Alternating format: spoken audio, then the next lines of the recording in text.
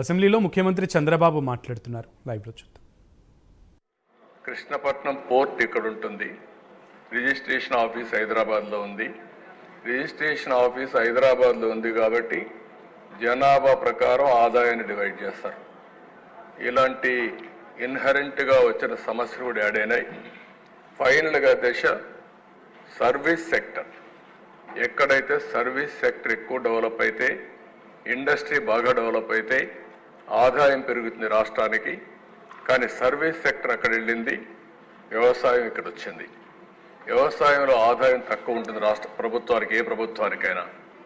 పక్కన మీరు ఒకసారి చూస్తే దిశ హయ్యర్ పాపులేషన్, లోయర్ రెవెన్యూ.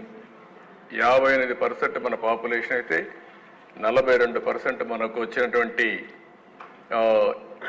46% మనకు వచ్చినటువంటి రెవెన్యూ. ఇంకొక పక్కన 42% జనాభాకి 54% ఆదాయం బైఫర్కేషన్ సమయంలో వచ్చింది.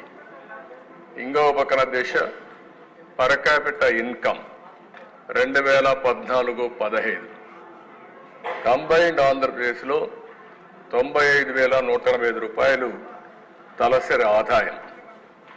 విభజన జరిగిన తర్వాత ఒకేసారి క్వాంటమ్ జంప్ మీరు ఒకసారి చూస్తే ఏపీ ఆంధ్రప్రదేశ్ 93,903కు తగ్గింది. తెలంగాణ 1,24,104 రూపాయలకు పెరిగింది. ఇంకొక పక్కన దేశ వ్యవసాయం చూస్తే ఆంధ్రప్రదేశ్ అండ్ తెలంగాణ కంపేర్ చేసుకుంటున్నాం. 2014లో 33% వ్యవసాయం ముందుంటే అది మనకు ఏదైతే ఆంధ్ర 33%కు వచ్చింది, తెలంగాణ 19%కు వచ్చింది. Industry Andhra Pradesh 23%, Telangana 19%. Service sector దిశ 44% ఆంధ్రప్రదేశ్, 61% తెలంగాణ. 17% డిఫరెన్స్ ఒక్క సర్వీస్ సెక్టర్లో వచ్చింది. దానికి కారణం హైదరాబాద్. దీనివల్ల ఒక స్ట్రక్చర్లోనే ఈ రాష్ట్రానికి కొన్ని ఇన్హరెంట్ సమస్యలు వచ్చాయి. అలాంటి సమస్యలతో విభజన జరిగింది. కానీ ఒక విధంగా చెప్పాలంటే రెండు తెలుగు రాష్ట్రాలే, తెలుగు జాతి ఉంది. ఒక విధంగా నాకు ఒక సాటిస్ఫాక్షన్, నేను ఆ రోజు చేసిన అభివృద్ధిని తెలంగాణ కంటిన్యూ చేస్తున్నారు ఏ ప్రభుత్వం వచ్చినా. అందువల్ల ఇబ్బందులు తగ్గాయి. మన రాష్ట్రానికి వచ్చినప్పుడు నిన్న మనం మాట్లాడుకున్న ఏమేం జరిగినాయని. నెక్స్ట్ వెళ్ళండి. ఇక్కడికి వచ్చినప్పుడు దేశ హైదరాబాద్ అక్కడికి వెళ్ళింది, కొంత ఎకో సిస్టమ్ వచ్చింది. మళ్ళీ ఈ రాష్ట్రంలో మనం అభివృద్ధి చేసుకోవాలి. ఇక్కడ కూడా కొన్ని అడ్వాంటేజెస్ ఉన్నాయి. ఒకటి, ఒక రాజధాని కట్టుకోవడం ఒక అవకాశం. పోలవరం నేషనల్ ప్రాజెక్టుగా పెట్టారు. పోలవరాన్ని పూర్తి చేస్తే ఎవ్రీ ఎకరాకు నీళ్ళించుకోవచ్చు. ఇంకో పక్కన ఇక్కడ తీర ప్రాంతం సుదీర్ఘంగా ఉంది. ఇవన్నీ కూడా అభివృద్ధి చేస్తే ఈ ప్రాంతం కూడా తెలంగాణతో సమానంగా ముందు వెనక్గా ముందుకు పోతుందని చెప్పే ఉద్దేశంతో 5 ఏళ్ళు పెద్ద ఎత్తున అభివృద్ధి కోసం ముందుకు పోయాం. అదే సమయంలో సంక్షేమాన్ని కూడా బ్యాలెన్స్ చేశాం. ఇక్కడ ఒకసారి దిశ మీరు చూస్తే హై ఎక్స్పెండిచర్ అండ్ ఇరిగేషన్.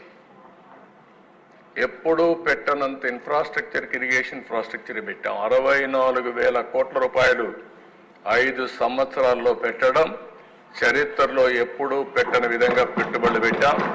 దాని ఫలితాలు కూడా వచ్చాయి. ఇంకో పక్కన దిశ పట్టిసీమ లిఫ్ట్ ఇరిగేషన్. పోలవరం పూర్తయ్యే వరకు పట్టిసీమ ఒక లిఫ్ట్ ఇరిగేషన్ పెట్టి ఇమ్మీడియట్ బెనిఫిట్ రావడానికి నీళ్లు తీసుకొచ్చాం. 1,667 కోట్ల రూపాయలు పెడితే ఈరోజు దానివల్ల వచ్చినటువంటి ఆదాయం మీరు చూస్తే దగ్గర 7 సంవత్సరాల్లో 10 సంవత్సరాల్లో 44,000 కోట్ల రూపాయల ఆదాయం వచ్చే పరిస్థితి వచ్చింది.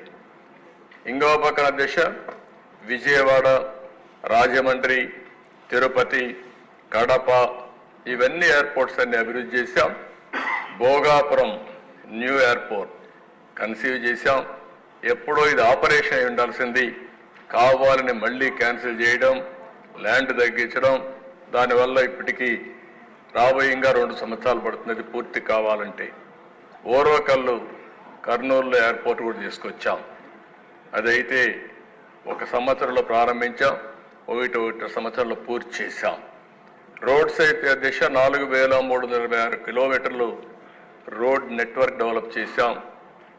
ఉండే ఎయిర్పోర్ట్స్ కాకుండా మచిలీపట్నం, బాబనేపాడు, రామాయంపట్నం కొత్త పోర్టులు ప్రారంభిస్తే అవి కూడా పీపీపీ మోడల్లో వెళ్తే మళ్ళా పాలసీ మార్చి దాన్ని ఈపీసీ మోడల్ తీసుకొచ్చి తనకు కావలసిన వాళ్ళకి అప్పచెప్పే పరిస్థితికి వచ్చి అవి కూడా బాగా డిలే అయ్యే పరిస్థితి వచ్చాయి. కాకినాడ స్పెషల్ ఎకనామిక్ జోన్ కింద ఎక్కడా దేశంలో లేని విధంగా ఒక 8,000 ఎకరాలు అక్కడ మనం అక్వైర్ చేస్తే అవి కూడా దౌర్జన్యాలు జరిగి అవి కూడా వ్యక్తులే మార్చుకునే పరిస్థితికి వచ్చారు. ఆ విషయాలు ఇక్కడ కాదు, ఇంకొక విషయంలో నేను మీతో